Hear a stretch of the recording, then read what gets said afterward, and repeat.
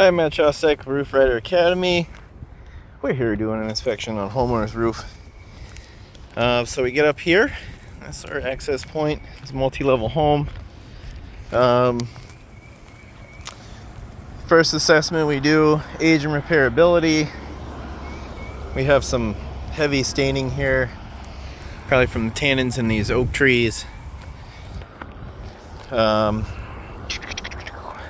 a lot of Spanish moss on the trees. There was some on the roof that we went ahead and removed that because they're trying to clean up the property. Age and repairability. Most of these are stuck down, sealed. I don't see any evidence of lifting, no like depleted granules because of lifting and working back and forth. I found a couple that had like longer corner lifts. So we get down at it. It's definitely old and crispy. There's this off-ridge vent and one off-ridge vent right there. For some reason there's no other venting, so this house, it has good soffits, but there's no way for the air to escape out the top. So these shingles are going to be cooked crispy. And kind of what we're seeing here, very little flex. I'm scared to manipulate some of these because I'm going to cause a crease. This one seems to be bending here. Maybe it was lifting at once upon a time. I'm guessing because there's so much shade that these stay a little cooler. Pretty much any way that the sun can come at it, you have shade, except for this one side over here that's kind of unprotected. And I think that's why we're seeing what we're seeing. Kind of calms the wind down on this side, but once you go over the top, the wind's kind of ridiculous.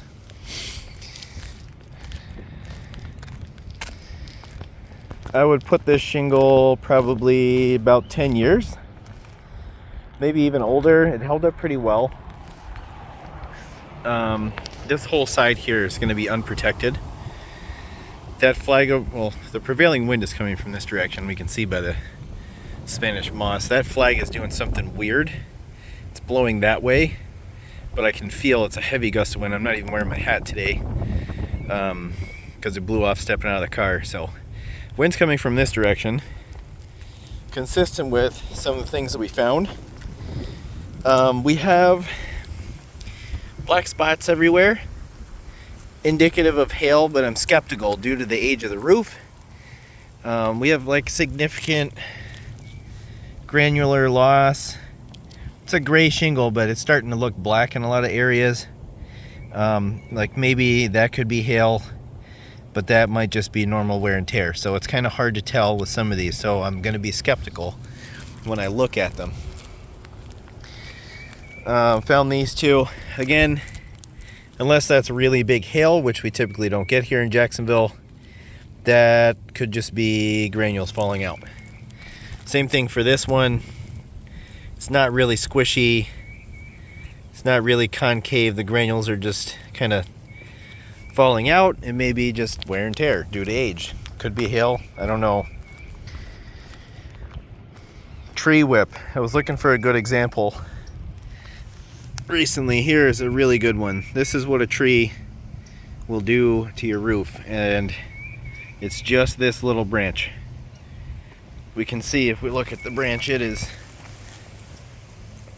scarred up from rubbing back and forth, braiding the roof.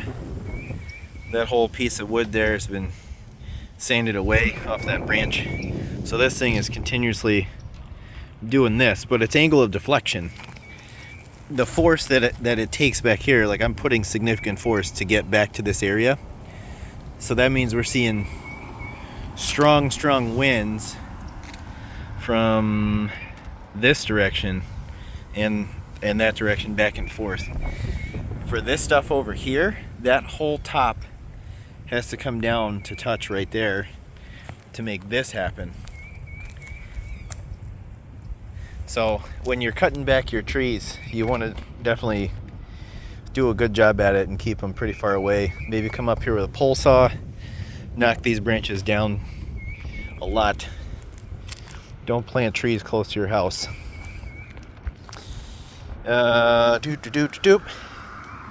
So these are skeptical at first. Kind of look like hail to me. We don't have the darkening of the shingles here. For some reason there's like a lot less granular loss, so the hail's a little more evident. So this is pretty textbook. This one is halfway. It's possible that this is one. It's following the pattern. Walk up the pattern, there, little baby pea size hit. And right here, again, I'm skeptical because of the age and condition of the shingles. This is about what they look like brand new. All protected up underneath of this little covering. And then when you get out here, we have like significant wear and tear. So, following the pattern, sure enough, I was like, man, I'd sure like to see, oh, there it is. Right there, two of them in line. And we follow the line down, keep following the pattern. Found two more spots there. What else is in line? That guy. This guy, I don't know what caused it. It's probably not the size hail we're seeing. On this side, something hit it this way. But we do have dings and dents over here.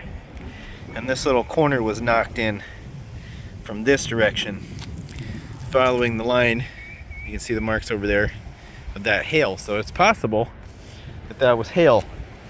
I would like to see some more marks around it, but judging on the angle of attack, we're probably not going to see as many marks on this slope as it goes away, but this surface that's facing hard blowing hail from the side is more likely to see it. I did find something else interesting over here on this face. We have a little corner tear. Kind of skeptical because it's on the wrong side of the install line for the prevailing winds.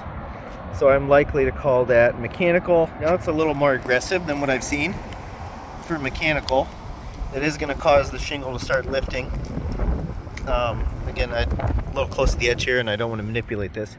So scanning in the immediate area around this, because if it's damage in the pack,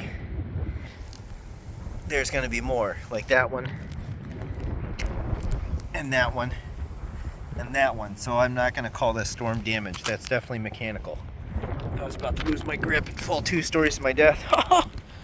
Oh boy. Not very sandy up here, but if you get a couple granules loose under your feet, then it's not so good. So those are mechanical. They typically follow a pattern like that, where if one of them's damaged, 5 others in the bundle are damaged, and they end up getting installed anyways. Typically a roofer should recognize that and not install those things, especially with tears. But, you know, not everyone is a quality craftsman. I don't see much else happening on this roof. This whole thing could be covered in hail. We have some wear and tear that looks like creasing, but all these are sealed. I don't know. I can't say that that is storm damage.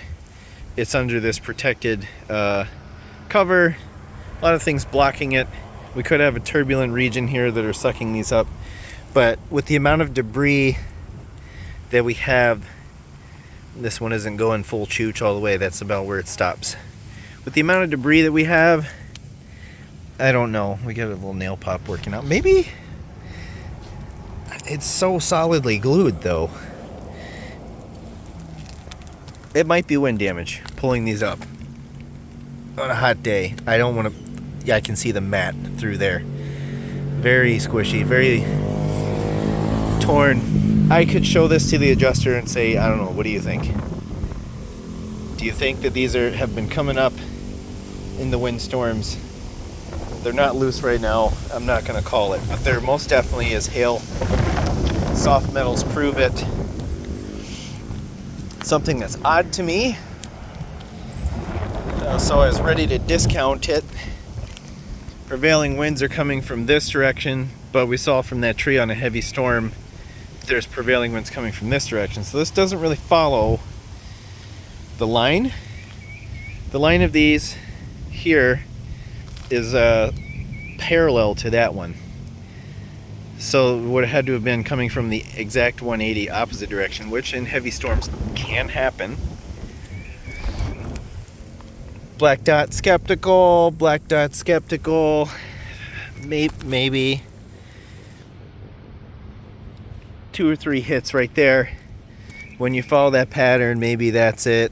Maybe, possibly, that might be blistering. I don't know. Dent.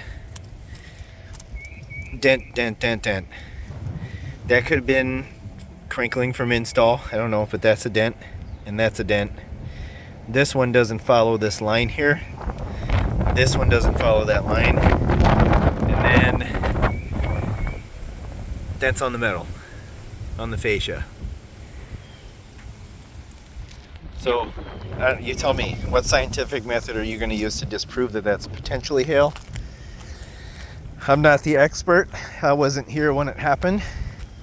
All I can do is record what I see. Those components are damaged by what could possibly be hail.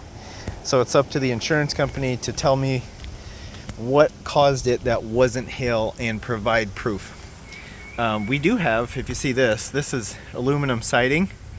We could come back here for a night inspection with a flashlight and look down this aluminum siding, and we're gonna find a whole bunch of dents. When were the dents created? I don't know, because this siding is probably from the 70s, so that's about 4 decades of living through storms. It holds up pretty well, but to get that replaced is a pretty penny. The company, odds are they don't make that product anymore. They're out of business. You can't match it, so you're gonna have to do all new siding. Here we see they had siding issues at one point and tried to replace with a similar motif. They didn't feel like they had to touch this, but they probably went with that because this no longer exists. So that's it for this video. Yeah, I do recommend the homeowner makes at least a hail claim. If you're making a hail claim, make a wind claim too. That way it makes them look for any wind damage that there may be that you missed. With hail comes wind. It only makes sense. All right, that's it for this one. Have a good day.